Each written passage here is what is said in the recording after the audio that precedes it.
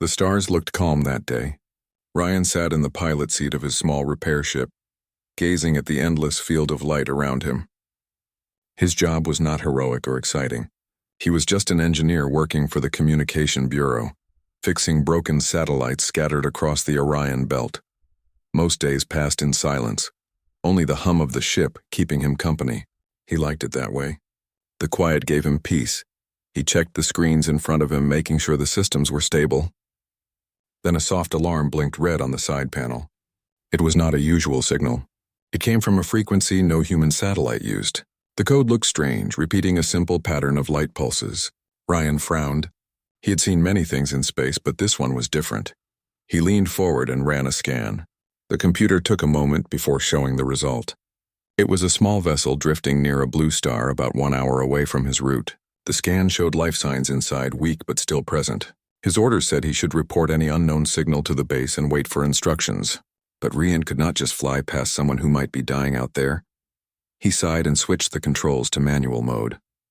The ship turned slowly, engines flaring as he set a new course toward the signal. During the flight, Ryan prepared medical gear and oxygen masks. He didn't know who or what he might find. The distress message had no language attached, only a repeating light code.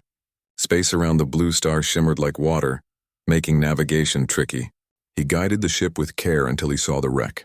The vessel looked organic, shaped like a silver shell with glowing lines across its surface. Part of it was torn open, as if some force had ripped through the hull. He could see faint light flickering inside. Ryan activated his suit and stepped through the airlock. His boots touched the alien metal and the texture felt warm under his hands. He moved through narrow corridors filled with floating fragments. The ship was quiet except for a faint hum that sounded almost like breathing. At the end of the corridor, Ryan found a small chamber. In the center, a figure lay against the wall. It was a woman, though not human.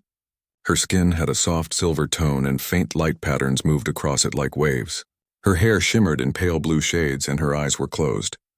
She looked fragile but alive. Ryan knelt beside her and checked the life signs on his scanner. The readings were weak. He carefully lifted her and carried her back through the broken passages to his ship. He placed her on a medical bed and started the oxygen flow. The machine beeped softly as her breathing steadied. He sat beside her, wondering who she was. Her clothing looked like a mixture of fabric and metal, thin but strong. He noticed a small device on her wrist that glowed with the same pattern as the distress signal. After a few minutes, her eyes opened. They were bright with shifting shades of violet. She looked around in confusion, then at him. Ryan raised his hand slowly to show he meant no harm. "It's all right. You're safe," he said in a calm voice. She blinked, trying to speak. Her words came out in a soft melodic tone that his translator could not recognize. She looked frightened for a moment, but then noticed the steady rhythm on the screen beside her, showing her stable condition. She seemed to understand he had helped her. Ryan pointed at himself and said, "Ryan." Then he pointed at her with a gentle smile. "You?" She hesitated, then touched her chest lightly. "Cyril." Her voice sounded like music even when saying her name. Ryan nodded. "Cyril, all right, Cyril, you are safe now." She studied him carefully, her eyes moving across his face and suit. Her species must have looked at humans with curiosity before, but perhaps not up close. Her gaze softened slightly as she relaxed. Ryan gave her some water and helped her sit up. He showed her the small translator device and tried again to bridge their languages. The machine buzzed but slowly began to pick up words. Cyril spoke again, her tone clearer this time. "You helped me, why?" Ryan smiled faintly. "Because you needed help. That's what we do." She tilted her head, puzzled by the simple answer. "You do not know me. My kind does not trust yours." "I don't need to know you to save you," Ryan replied. "Anyone would have done the same." She looked down for a moment as if thinking deeply. "Not anyone," she said quietly. They sat in silence for a while. Ryan went back to the controls to report to the base. He told them about the rescue and asked for further orders. The reply came slowly. The message was cautious, advising him to avoid contact and wait for a recovery team. But the nearest base was 2 days away. Cyril needed rest and medical care before that. Ryan decided to continue the journey on his own. He adjusted the route toward a neutral station between human and alien territories. He glanced back at Cyril, who was now watching the stars from the window. Her eyes reflected the blue light outside, and her face looked peaceful but distant. Hours passed quietly. Ryan worked on the ship, checking power systems and fixing a loose connector. Cyril observed everything, fascinated by his tools and the way he moved. She tried to ask questions in broken words. "Your ship is built by hand?" she asked slowly, using the translator. "Mostly," Ryan said. "We build, repair, and sometimes break things again." Cyril smiled faintly. "Humans fix what they break." "That is unusual," Ryan laughed softly. "We try." She leaned closer to the window again, tracing the stars with her finger. "Your people travel far. Why?" Ryan thought for a moment before answering. "To learn. To see what's out there. Maybe to find someone who understands us." Cyril turned toward him. "And have you found someone?" He met her eyes and shrugged lightly. "Not yet." Something about the way she looked at him made the air feel warmer. She didn't say anything more, but there was a quiet connection between them. Two travelers from different worlds sharing the same small space, surrounded by endless light. Later, when Ryan checked her pulse again, she stopped him with a gentle motion of her hand. "I am well now. You saved me," Ryan nodded. "Rest anyway. You've been through a lot." She closed her eyes, her breathing steady. The faint lights on her skin glowed softly like stars reflected in water. Ryan watched her for a moment, then turned off the overhead lights to let her sleep. He sat in the pilot seat again, looking at the path ahead. The blue star behind them slowly faded from view. He felt a strange sense of peace knowing he had done the right thing. Outside the window, the stars stretched endlessly. Somewhere among them, two different lives had crossed by chance. And though Ryan did not yet know it, this meeting would change everything for both of them. The ship floated quietly through deep space. The stars outside looked endless and calm. Inside, the air was filled with the low hum of engines and the faint sound of life. Ryan sat at the control panel, adjusting the coordinates and checking fuel levels. The journey to the nearest neutral station would take several days at reduced speed. The warp drive was damaged during the rescue, and he had to repair it carefully. Behind him, Cyril sat near the observation window. She had changed into a light cloth uniform that Ryan gave her. It was a bit large for her small frame, but she did not complain. Her eyes followed the movement of stars, glowing faintly with violet light. She looked thoughtful and calm, but her mind was full of questions. Ryan turned his chair toward her. "You are feeling better now, I hope?" Cyril nodded. "Yes, the air here feels light. Your ship is simple but strong." He smiled at her honest words. "It is built for work, not for beauty. But it keeps me safe." She looked at him curious. "You travel alone?" "Most of the time," Ryan said. "I fix old satellites and send data back to the Bureau." "I like the quiet." Cyril tilted her head. "Do humans enjoy silence?" Ryan thought for a moment. "Some do. It helps us think. And in space, silence is part of everything." Cyril's gaze drifted back to the stars. "In my world, silence means danger. We speak through light. When no light is seen, something is wrong." He nodded slowly. "That explains the glowing patterns on your skin." She looked down at her hands where faint blue lines moved softly. "It is how we express emotion. Our light changes with feeling. I can hide it, but it takes effort." Ryan smiled gently. "You don't have to hide it here." Her eyes lifted toward him again, and her light brightened slightly, forming soft waves that moved across her arms. "Then you will see too much," she said with a small laugh. Ryan chuckled. "I do not mind." The two sat in quiet peace for a while. The stars ahead grew brighter as the ship approached a region of thin nebula gas. Clouds of color stretched outside, painting the dark with blue and gold. Cyril's eyes widened in wonder. "It is beautiful," she whispered. Ryan looked out beside her. "Yes, it is one of my favorite places to pass through. The light here always feels alive." She turned to him. "You humans see beauty in everything. My people see logic and order. We do not stop to admire color or sound. But now I understand why you travel far. You look for beauty even in empty space." Ryan smiled faintly. "Maybe that's true. It helps us feel less alone." For the next few hours, Cyril asked him about human life. She wanted to know how people lived on Earth, how they built cities, how they shared art and stories. Ryan tried to explain in simple words. He told her about rain and music, about oceans and laughter, about the way people helped one another even when they were strangers. Cyril listened with deep interest.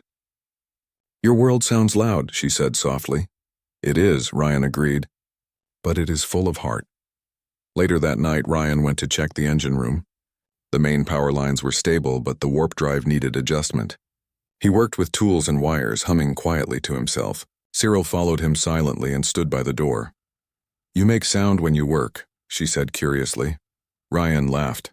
"It helps me focus. It is called humming." She tried to imitate the sound, and the soft vibration echoed through the room. Her version was smoother, almost musical. Ryan stopped working and smiled. "That is better than mine." Cyril smiled back, her light glowing brighter. "We sing through vibration in my world. Maybe that is why I can copy your sound easily." They continued talking as Ryan worked. Each word built a small bridge between them. Cyril told him how her people traveled in living ships grown from crystal and energy, not metal and fuel. She explained that the Vereen believed every vessel had a spirit, and when one was lost, it was mourned like a fallen friend. Ryan listened with respect. "That is a beautiful belief. My people often forget that machines are more than parts. We see them as tools, not friends. Yet you speak to your ship," Cyril said, pointing to his console. Ryan smiled. "Maybe I learned that from space itself. It feels less lonely when I talk to it." Her eyes softened. "Then your heart understands more than your words." Time passed quickly. Days blended together as the ship moved steadily forward. Ryan taught Cyril how to use some of the human tools, and she showed him how to repair small systems using her knowledge of energy waves. Together, they made the ship stronger than before. One evening, while they ate a simple meal, Cyril asked him a question that made him pause.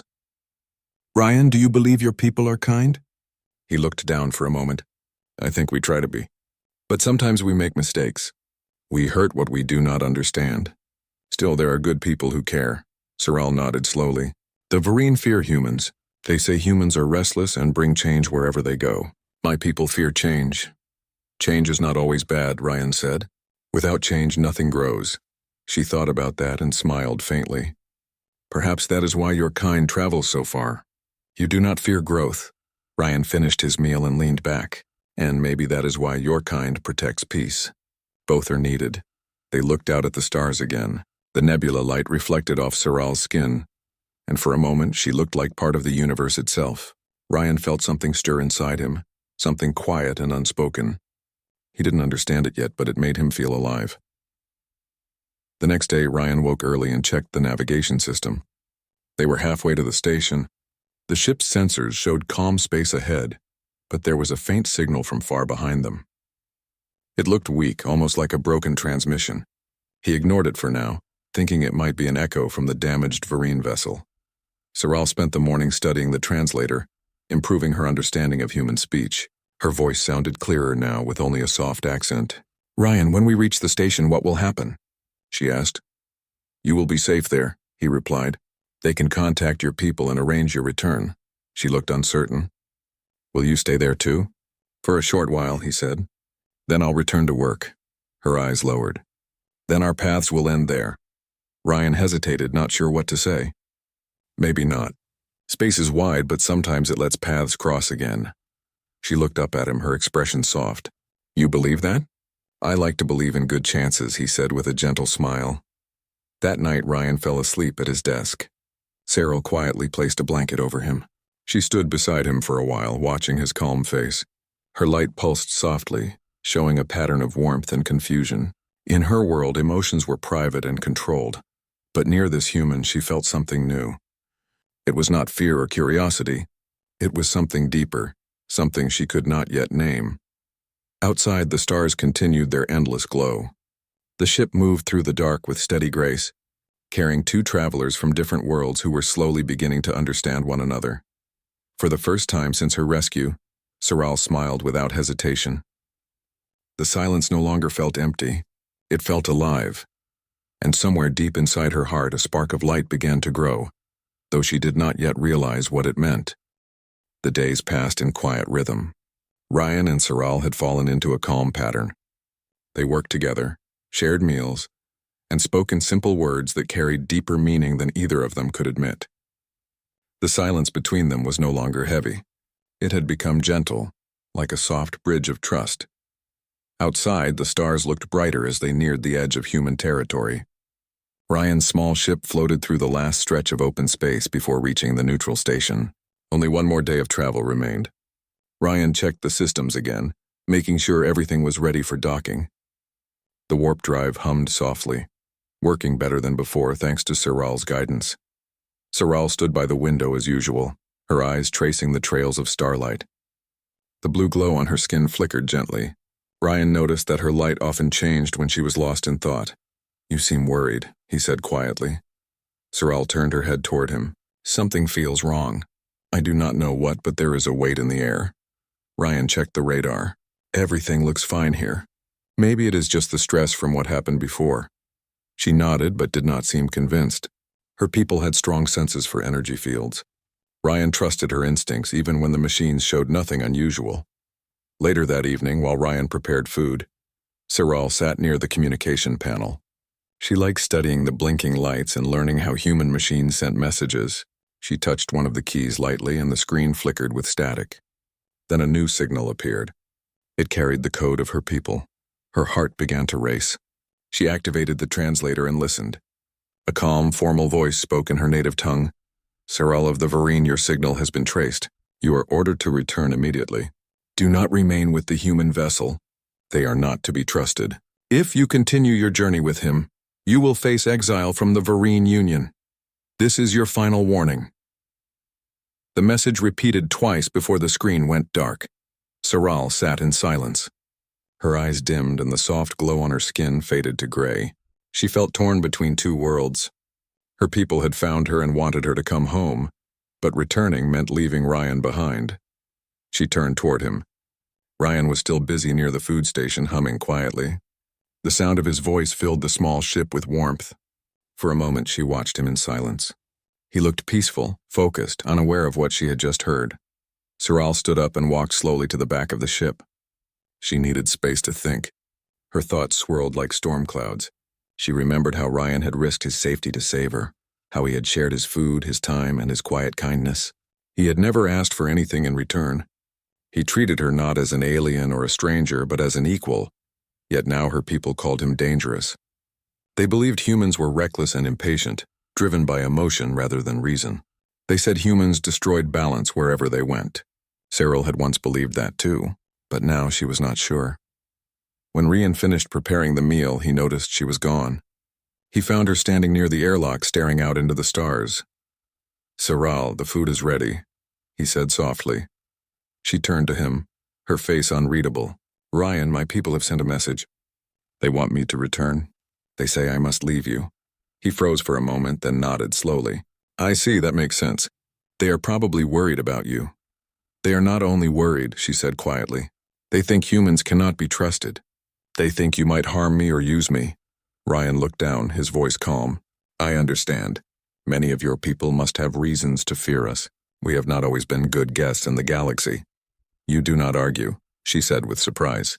"You do not defend yourself." Ryan gave a small smile. "What would that change? Your people believe what they believe. I cannot fight that. I can only show you who I am." Siral took a step closer. "You have already shown me. That is why I am afraid." He met her gaze, confused. "Afraid of what?" "Afraid that I will not want to leave," she said softly. Ryan said nothing for a long moment. He could see the conflict in her eyes. He wanted to tell her to stay, but he also knew that would be selfish. She belonged to a world far beyond his reach. "You have to follow your heart, Siral," he said at last. "If going back is right for you, then you should go. I'll take you to the border safely." Siral looked away. "You would let me go even if it hurts?" "Yes," he said. "Because caring for someone means wanting what is best for them, not what is best for yourself." She felt something deep inside her chest tighten. Her light flickered softly, showing shades of blue and silver. In her culture, that color meant sorrow mixed with gratitude. That night, Siral could not sleep. She sat alone near the viewing window, watching the slow dance of distant stars. Ryan slept in the pilot seat, his head resting on his arm. She studied his peaceful face and wondered how a being so simple and fragile could carry so much quiet strength.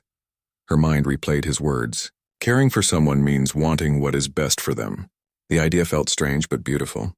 The Varine did not speak of love the way humans did. For them, connection was logic and harmony, not emotion.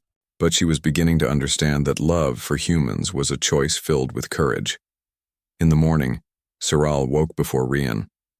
She checked the navigation and saw that they were near the border. Soon the Varine patrols would detect them. She took a deep breath and decided to send a response to her people.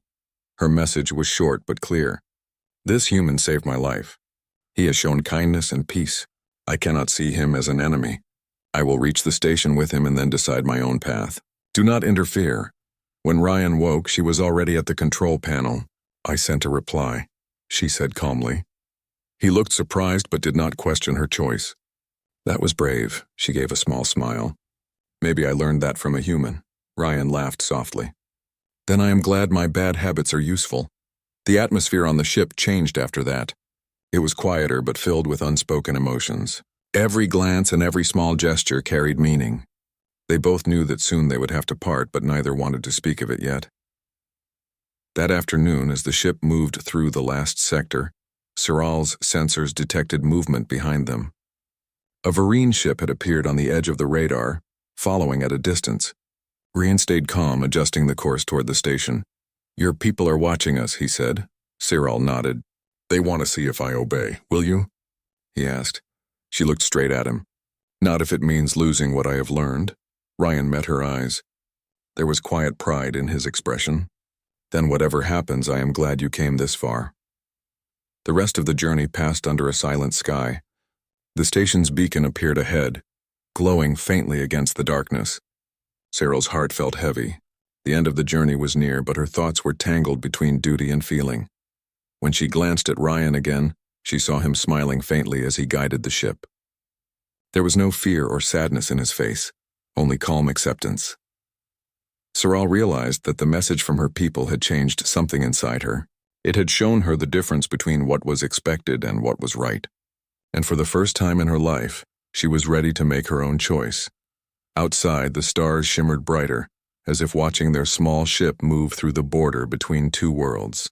Inside, silence filled the cabin once more, but this silence was not empty. It carried the weight of everything unspoken, everything that could not be said before the final decision. The border lights of the neutral station came into view like distant suns. The silver metal of the station reflected the light of nearby stars, glowing softly against the darkness. Ryan guided his ship toward the docking line, keeping his movements calm and steady. Inside the cabin, everything felt tense, even though neither he nor Siral spoke. The silent hum of the engines filled the air. Siral sat in the seat beside him, her hands resting on her knees, her light dim and uncertain. She was deep in thought, her eyes fixed on the screen ahead. Every second brought her closer to a moment she could not avoid. Ryan checked the communication system again. The radar showed a faint shadow following them. It was the Varine patrol ship that had appeared earlier.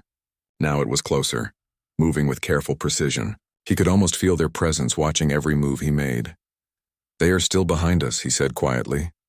Siral nodded. They will not leave until they see what I do. Ryan sighed softly and looked at her. You do not have to protect me, Siral. If they want to talk, I will explain everything. I will tell them you were hurt, and I helped because it was the right thing to do. They will not listen, she said calmly. They believe humans speak well but hide meaning behind words. They will see kindness as a trick. Ryan gave a faint smile. Then let them see my actions instead. She turned to him, her eyes glowing faintly. You are not afraid? He shook his head. I have no reason to be. You are proof that peace is possible. Siral's light brightened slightly, but her heart still felt heavy. She could not let her people harm him for what he had done. She stood and walked toward the back of the cabin, where her communicator was stored. Ryan watched her quietly but did not stop her. She activated the device, and a soft beam of light formed in front of her. The image of a tall Varine figure appeared, glowing with pale silver lines that marked authority. It was Captain Varen, commander of the Varine patrol fleet. His voice was steady and cold. Siral of the Varine, you are in restricted space. You have been warned. Why do you still travel with the human? Siral kept her voice calm. Because he saved my life. He repaired his ship to bring me to safety. Without him, I would have perished in the void. The captain's light flickered sharply. That is irrelevant. The council fears his kind. Humans are unstable. They cannot be trusted. You must return with us immediately. I cannot, she said firmly. I have made my choice, the captain paused. You are defying the Union. You know the consequence of disobedience. I know, Siral replied. But I have seen what the Council refuses to see. I have seen the heart of humanity, not through stories or fear, but through one man's actions. He risked himself to help a stranger. He asked for nothing in return. If that is danger, then I choose to face it. Ryan heard every word from the pilot's seat. He wanted to stop her from arguing, but he also knew she needed to speak her truth. He remained silent, his hands resting on the controls, ready for whatever came next. The image of Captain Varen turned slightly, as if speaking to others beside him. Then he looked back at her. If you continue, Saral, you will not be welcomed back. The Varine will no longer recognize your name. Saral lifted her head. Then I will make a new one among those who value kindness. The captain's image faded without another word. The light dissolved, leaving the cabin in silence. Ryan turned toward her, his face calm but his eyes full of emotion. That was brave, he said quietly. She walked back to her seat. It was right, she said softly. But now I have nowhere to go. Ryan shook his head. You have everywhere to go.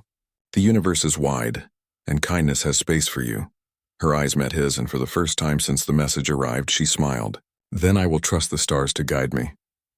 As the ship neared the station, the Varine patrol appeared on the main screen. Its sleek silver frame blocked the path, shining like a wall of light. The communication system came alive again, but this time, the voice was from the patrol's second officer. Human vessel, stop your approach. You are entering protected airspace. Prepare for inspection. Ryan slowed the engines and opened the communication line. This is Ryan, engineer of the Communication Bureau. I am carrying a rescued Varine passenger who requires medical attention. I request peaceful entry to the station. The officer's voice was sharp.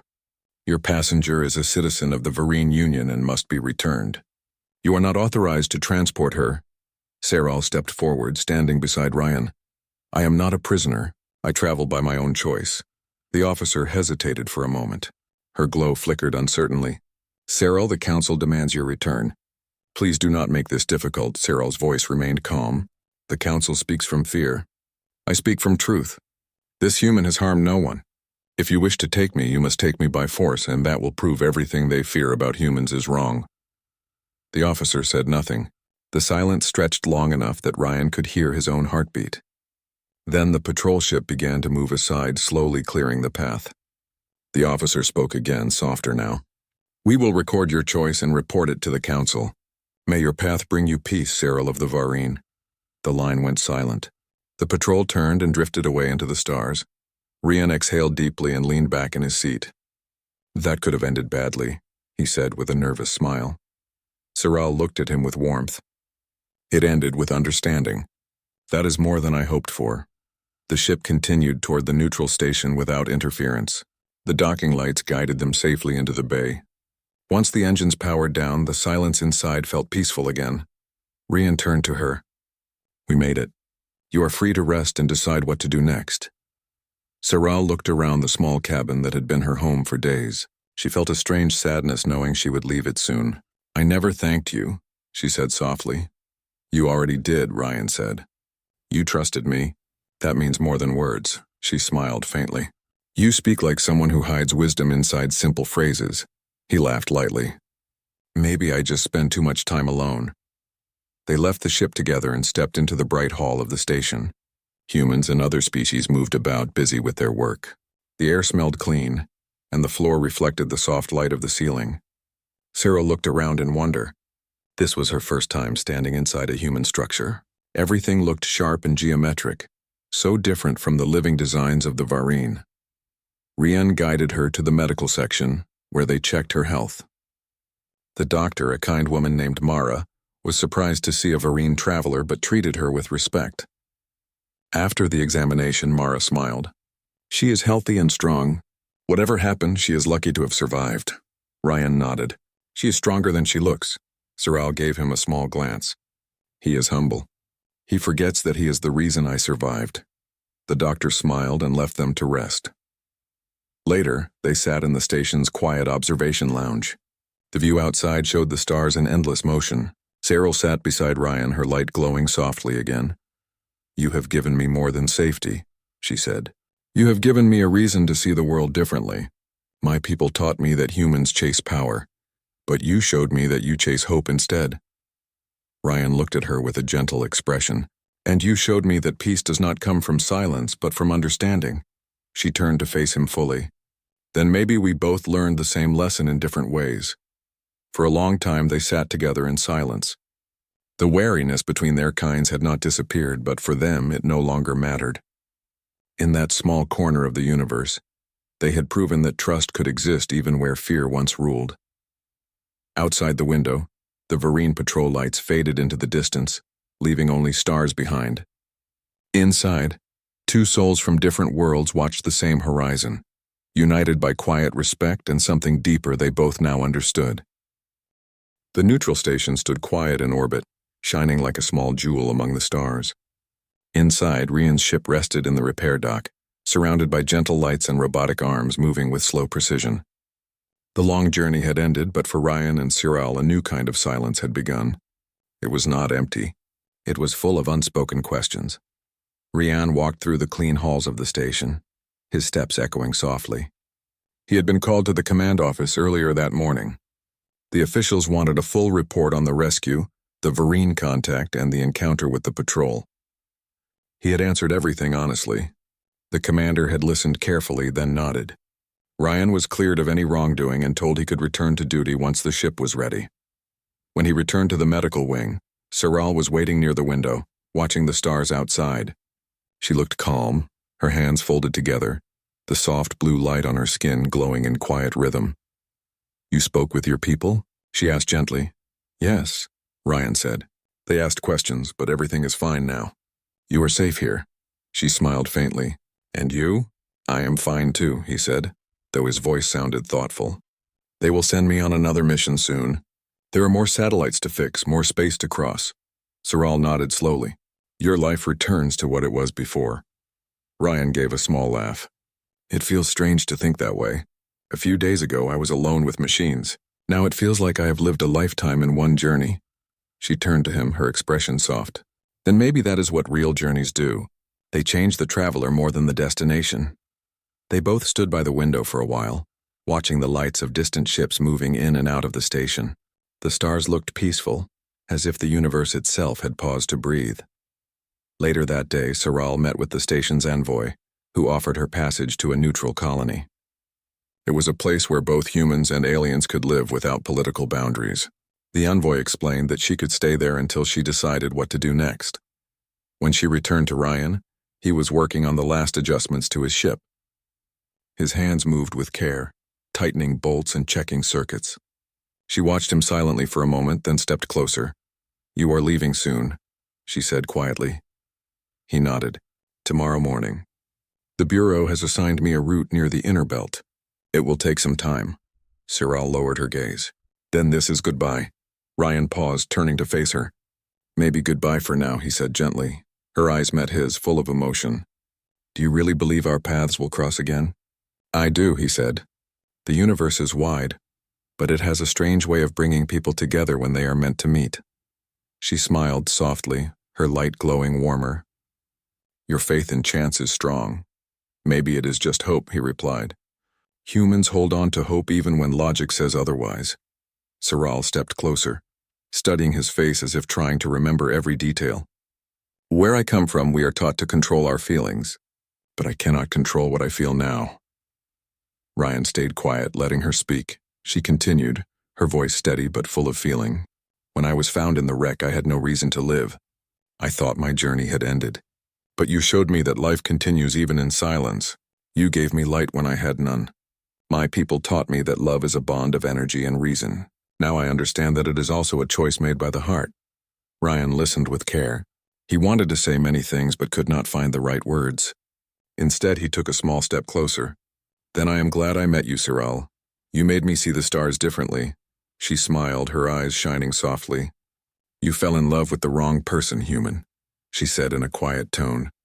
"But perhaps the wrong person can sometimes teach the right lessons." He laughed lightly. "Then it was worth it." They stood together in silence for a long moment, the hum of the station surrounding them. Neither wanted to leave, yet both knew they had to. Life in space moved forward no matter how much they wished it to stop. That night, Ryan could not sleep. He walked to the observation deck, a large window stretching across the station's outer ring. The stars looked endless and near. He stood there thinking about all that had happened. The rescue, the long voyage, the warning, and the choice. Every moment had changed him in ways he could not explain. He heard soft footsteps behind him. When he turned, Saral stood there. She wore a light travel robe and carried a small silver case. Her light glowed gently, reflecting off the glass. "You could not sleep either?" Ryan asked with a small smile. "No," she said. "I wanted to see the stars one last time from this place." They stood side by side, the stars stretching before them like a sea of quiet fire. "Tomorrow I will go to the neutral colony," Saral said softly. "They say there is a valley where the sky is never dark. I want to see it with my own eyes. Maybe I will build a new life there." Ryan nodded. "That sounds peaceful. And you?" she asked. "Will you keep fixing things?" He smiled.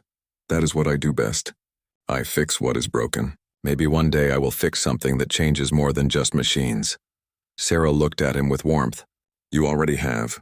You fixed a heart that had forgotten how to feel." Her words touched him deeply. He turned to her and said softly, "Then I have done something good." She stepped closer, placing her hand lightly over his. The touch was gentle, and the faint light from her skin spread to his fingers. For a moment they stood in silence, two different lives connected by a single moment of understanding. When she pulled her hand back, her eyes were bright but calm. "Thank you, Ryan, for everything." He nodded slowly. "Thank you, Saral, for teaching me that kindness can travel farther than light." She smiled, then turned to leave. Ryan watched her walk down the quiet corridor until she disappeared around the corner. He stood there for a long time, feeling both full and empty at once. The next morning, Ryan prepared his ship for departure. The station crew finished the last checks and the engines came alive with a soft hum. Before he entered, he saw a small object placed on the seat. It was a thin crystal shard that glowed with faint blue light. He picked it up and recognized it as a piece of verine crystal. Inside, a small message glimmered in light patterns. He activated the crystal and Saral's voice filled the cabin. "Wherever you go, remember that light travels far, but kindness travels farther. If the stars ever guide you near the valley of endless sky, look for the light that remembers you." The message ended, leaving the soft glow of the crystal shining in his hand. Ryan smiled and placed it near the pilot console. He sat down, activated the engines, and looked once more at the horizon. The stars stretched endlessly ahead, and for the first time in many years, he felt something stronger than solitude. He felt hope. As the ship left the station, the sunlight from a nearby star touched its hull, and for a brief moment the light reflected a soft blue glow, as if Saral's presence still lingered beside him. Ryan smiled quietly, his hand steady on the controls. The universe was vast and full of mystery, but now he knew that even across worlds, understanding could bloom. And somewhere in that wide sea of stars, an alien woman with glowing eyes looked up at the same light, carrying a piece of humanity's heart within her. Their paths had parted, but their story had already written its mark in the endless sky.